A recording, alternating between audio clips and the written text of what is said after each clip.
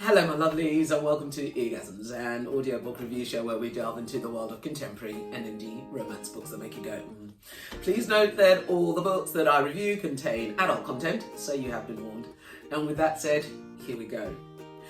Today's offering is Happily Letter After by Keeland and Penelope Ward. Modern Miss article writer Sadie Bissett is on yet another date. Okay, let me just clear something up.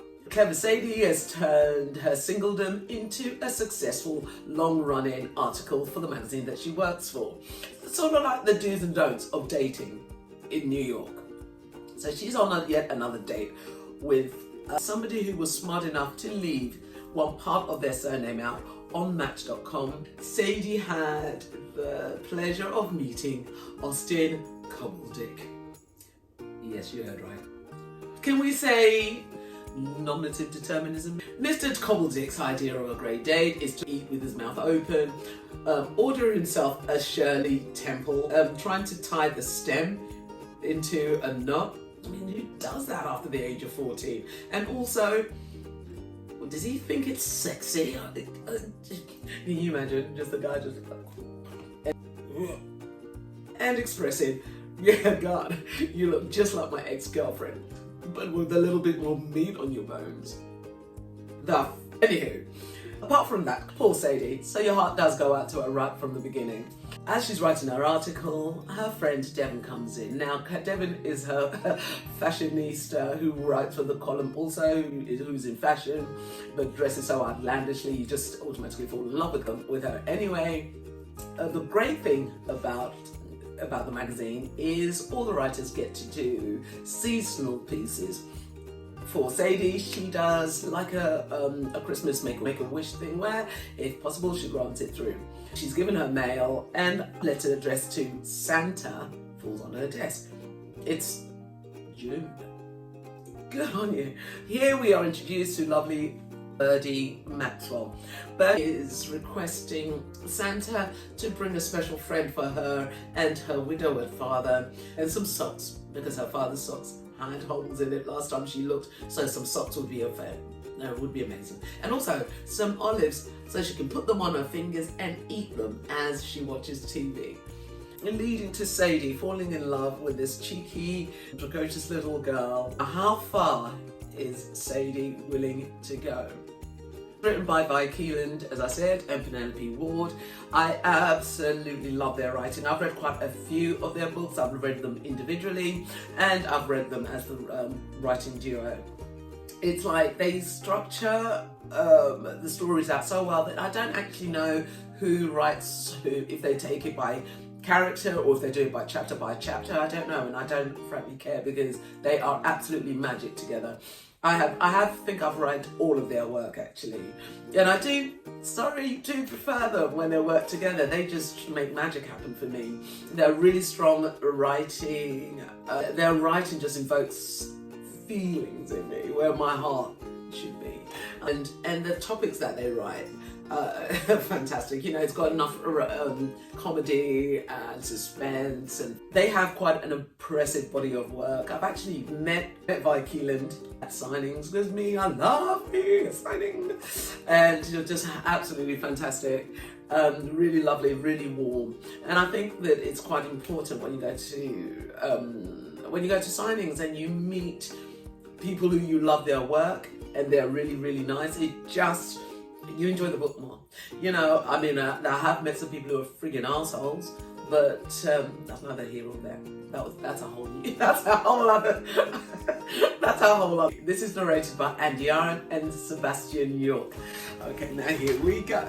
All right, so Andy is the queen of romance. I remember the first time I heard her, she's got a really lovely voice because her range is so wide. She can go right up the octave scale. She do male voices really, really well. And she has a really great tone that she uses for children. That's not kind of like, yeah, I do mean, but yeah. It's you know, her differentiation is brilliant. She does a really great, really, really good English accent also. And I knew that she was trained. I knew that she was going to be a trained actor because I'm not saying that only people who are trained actors are brilliant at voice narration, not at all. But I could tell that she was a trained actor for sure. She's absolutely fantastic. She has like 25 pages on a certain website. And then there's Mr. Sebastian York. Sebastian York is definitely one of my favourites. He's on my auto buys. The guy could narrate Cheese and I'd buy it. I think I've got him actually narrating Cheese. This is Sebastian York performing Cheese. Cheese, from the Latin caseus, a solidified preparation from milk. His voice is so deep and raspy, but he does that really comedy element so well. And I love the tones. I love the differentiation that he has with women as well. Because his voice is so deep, it would be absolutely ridiculous for him to try and do a voice like that for a woman. It would be just ridiculous. So what he does is, I think he mimics the tones and the rhythm that some women have. Because I mean, I sound like Barry White sometimes, so not all women have really high voices, as you know. Let's get it on. Anyway, I'm getting sidetracked, and I love how these patterns, the patterns that he uses for children and he uses for women. He's for me, by far, he's one of the best male narrators out there. He's definitely my top 4 of all time. So, and I'm gonna marry him. You know what else I like about Sebastian York? Nobody knows what he looks like. He is one of those mysteries in romance, and I like that. I quite enjoy that, because that means that it's a lot easier. It becomes whichever character that he's playing. So good on you. To be quite honest, the guy could look like a foot, and I totally would. First time I ever heard his work, King of Wall Street by Louise Bay. Great book. Pick that up if you really enjoy his voice. The King of Wall Street by Louise Bay. Take that one. Really, really great. I mean, I lost my virginity that day, and I did stay up that night listening to it the whole evening. I did the whole audio in one sitting, so that's a good one if you know. And he's just been giving me chills ever since. Now, when it comes to Making the Beast with Two Backs, this is more romance. It's not like really full on. It's too descriptive. This book is more of a slow burn. So, I mean, although there are some really great sex scenes in there, but it's not like, the air changed directions and they were at it. Little birdie went out the room and they were making the beast with two backs. It's romantic. I wish there was just a little bit more, because I'm a dirty but it's more on the milder side for me. If you're not too into the hardcore, you'll enjoy this book. So did I like it? Did I not? I freaking loved this book. It gave me feelings. It was just what I needed at a really depressing time. I loved the characters. What I loved about the book was, now in romance, sometimes the big miss. There's always a big misunderstanding where something always goes wrong. But what they didn't do in this was a situation that a conversation would have sorted out. They actually dealt with it so that we had tension was a build-up. You'll see what I mean. I'm trying not to give away too much. Instead of just milking out a situation that I thought was going to be coming, like, oh God, here we go again. Yeah, they didn't do that. So thank you so much for that. That wasn't like one of the longest audiobooks that I've listened to. We did actually get quite a lot of information, so we got to know the characters, we got to know what makes them work.